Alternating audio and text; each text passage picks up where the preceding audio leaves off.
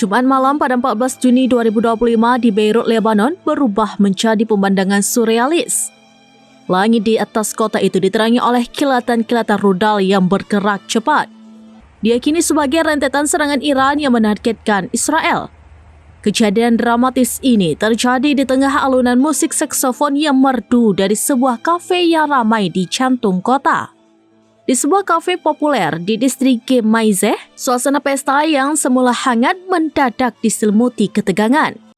Dentuman bass dan melodi saksofon tiba-tiba diinterupsi oleh pemandangan yang membekukan. Siluet rudal-rudal menyala melintasi cakrawala.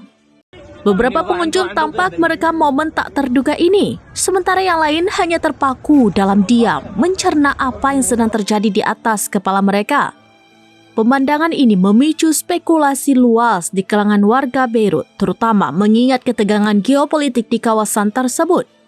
Belum ada konfirmasi resmi mengenai asal-usul atau target rudal-rudal tersebut.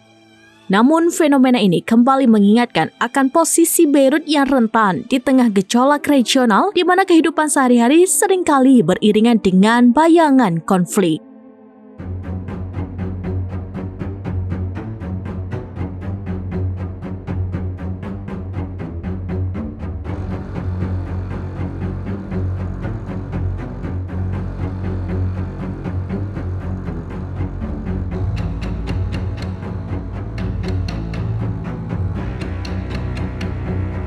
Download Tribun X sekarang, menghadirkan lokal menjadi Indonesia.